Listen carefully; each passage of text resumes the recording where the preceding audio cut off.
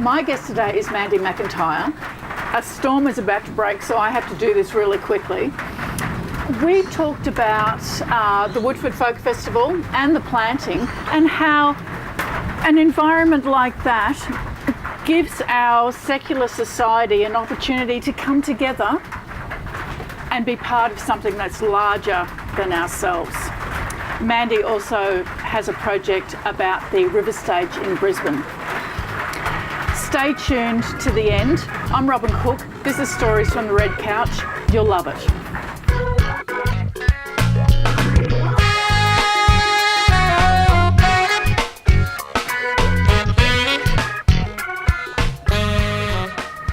Hi Mandi, thanks for joining us. Thanks, Robin. It's great to be here. You've got a really strong background in economic and cultural development. Where did that come from?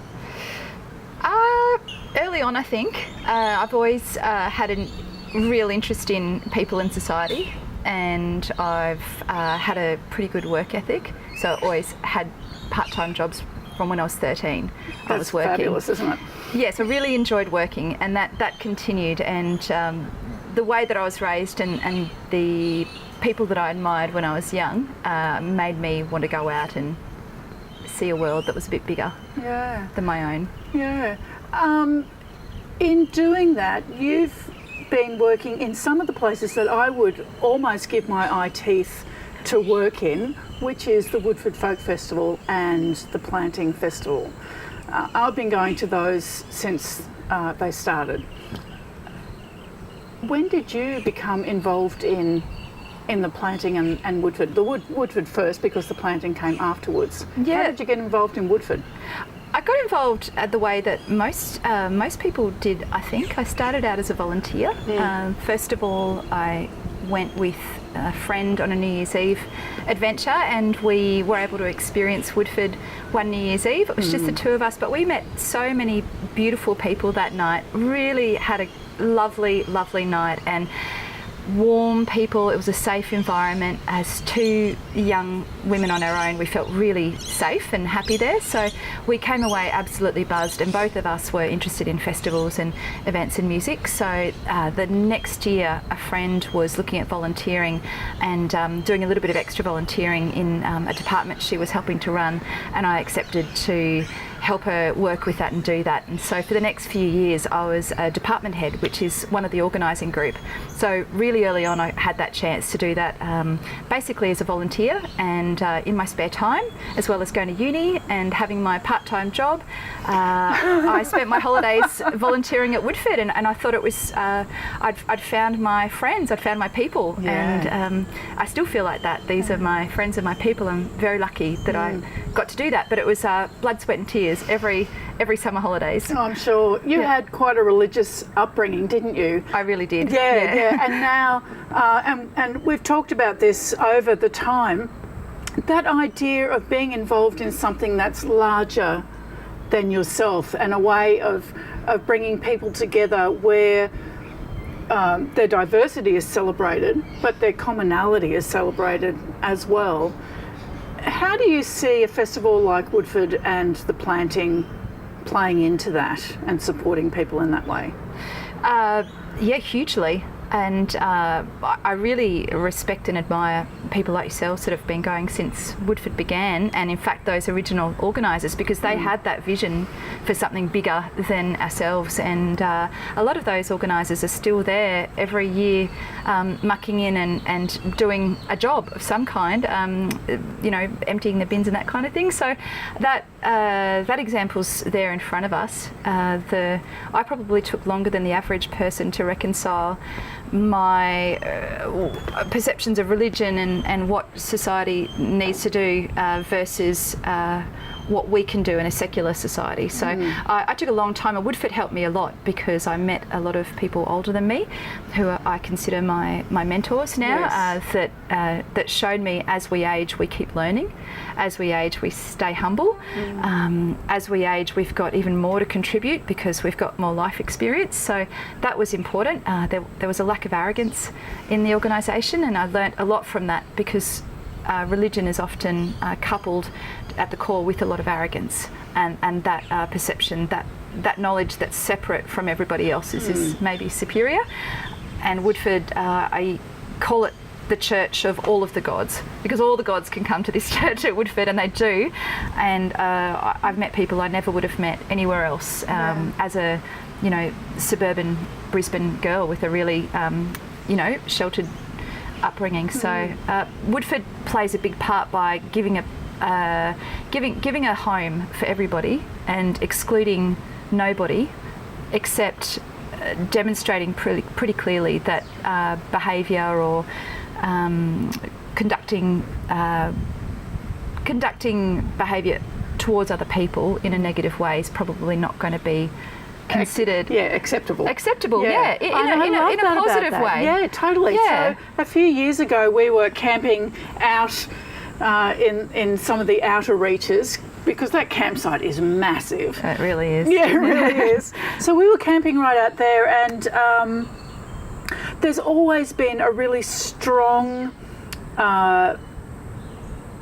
idea of maintaining the land in its pristine state, and no one makes a mess, and there's no mess anywhere at the end of it, is there? That's true. Yeah. And so I was out there one year, and I saw some young people, and they'd just created this chaos around them, and I was just watchful of it, being prepared if I needed to step up with my school teacher voice and say, you need to clean up your mess. But do you know, I didn't have to do that. They cleaned up everything. There was not a scrap left on the ground when they left. And I was so proud of them, because no one had to say anything. Well, I didn't say anything to them, but they just did that anyway. They had their festival, they had a blast, and they packed up and they cleaned up and they went. Wow. Yeah. Do you think that's because everybody else around them just did the same demonstrated thing. that? And that's what I love about it, is we are modelling the behaviour. And so for young people coming into the festival, that's an interesting area for you too, because you've had a tremendous interest in what do young people do these days? How do young people engage with their community and their society in a positive way? Yeah. What have you done with that? Sure. Well, in the programming area of the role, that's I'm not the children's festival programmer, but having kids that are coming into their teenage years, I've been interested in how do we engage youth. And there's a fantastic gentleman that actually grew up in the festival himself. His name's Tim Monley, and he is a cultural worker and a theatre maker, and is a clown. He's a trained clown, and he has created lots of projects, namely one called The Game, that's been running now for, oh goodness, I'm going to say the wrong, maybe well over 8 years, 9 years maybe, and he and I had a vision of getting teenagers engaged and doing something that was more like the planting, which is we call Woodford the place, the village that we wish we all lived in all year round, and we called the planting the festival where we learned to build that village. So we actually wanted to practically get younger people involved in building a village, exactly the kind of village they'd like to live in. So Tim was the right person to do that, because he's got such a vast imagination. And then we started talking to people that had some really practical skills. We were able to get a female foreman on board, and she's a trained school teacher, and she came in with her own children and knowing what they like and really practical knowledge. And we brought in electricians, people that could mentor kids into carpenting, being carpenters, and then we just let them go with tools and drills, and we trained them a little bit, but not much. Yeah, that was fantastic. I loved seeing their little cards and that they'd gone through the stages. I mean, that's really important. You don't want to just let them go without any training. So that's right. They would have that. They needed a little bit of shaping, and to know that they could enjoy some success. They know what success looked like. Success looked like getting their accreditation to be able to use a tool. Then success looked like knowing that they had the confidence to form some kind of a structure. For some of them it was electronics and then decoration. And then this year, for the first time, we're bringing in waterworks. So there's a head plumber coming in. Oh, that's so there's exciting. going to be, the village is going to be plumbed. And again, the kids will name the village. So they own it. There'll be some village meetings. And then in the evenings we play games. And I grew up going to youth group, and we were very active in our youth group, and it was really good, healthy fun. So even though it seems a bit naff, those village games are based on the kind of really fun, physical, creative games that we would play at youth group when I was a kid. Absolutely. I think it's good to be engaged, and I think that every society all around the world has games as part of the cultural fabric that keeps them together. Yeah, that's a really good point. Yes, I would think so. Yeah, that's fabulous. Well, I'm excited about to see the plumbed. Me too. I'm going to volunteer this year. Okay. I'm going to volunteer in the village, just in the village this year. I've decided. That's so cool. That's fantastic. What sort of work are you doing now? Because you're not working for Woodford and the planting anymore, are you? You're going to volunteer, I'm not. But you're not working there. I'm not working there. No, I made a decision for the particular time of life that I'm in right now, and deciding to not do the commute, and that I'd be a little bit more available for my family for these years.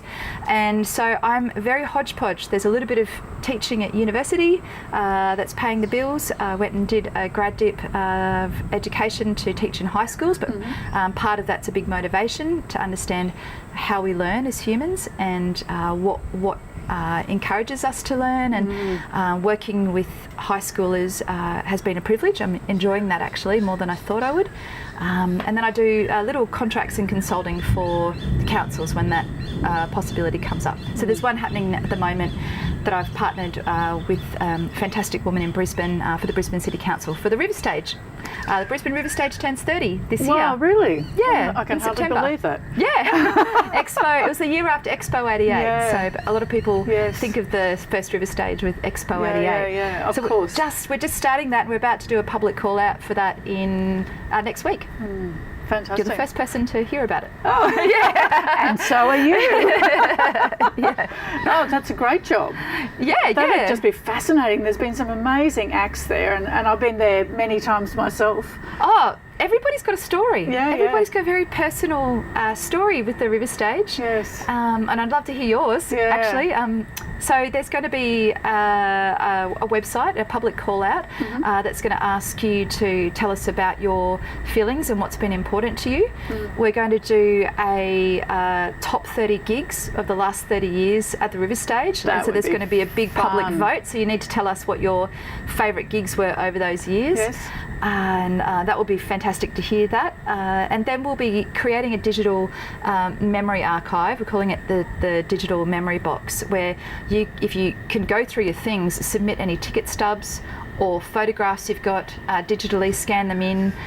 We'll be creating an audience archive of those memories of how important it's been. Yes. And when I've asked people, just off the cuff, they haven't been able to stop their stories. And I've had to say, if you tell me this, you have to tell me again. And my biggest stories is of my mum at the River Stage. Is that something can you I can tell share? you the story? Yeah, please do.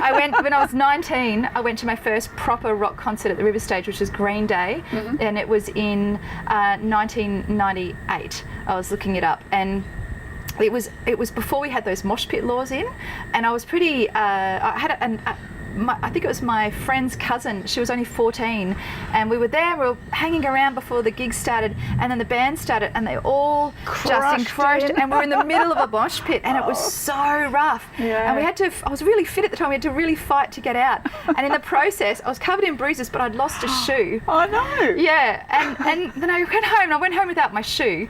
I wasn't going back to get it. And then on the weekend, I told Mum that I'd lost my shoe, and she said, "You're good Converse shoes," and she goes, "Well, we're going to get it." So Mum and I remember this differently. She had to remind me. I thought she caught the train in on her own, but we caught the train in, and when we got there was a massive pile of shoes, and there were about 3 or 4 other mothers rifling through the shoes. And I must have been embarrassed, because Mum said, "No, I went and stood out the way," which I'm embarrassed to say now, that she told me that I did that, so I believe her. And she found my shoe, and we went home with my shoe. And that's just a fantastic story. Whose mum does that? All those mums, apparently. They were all annoyed.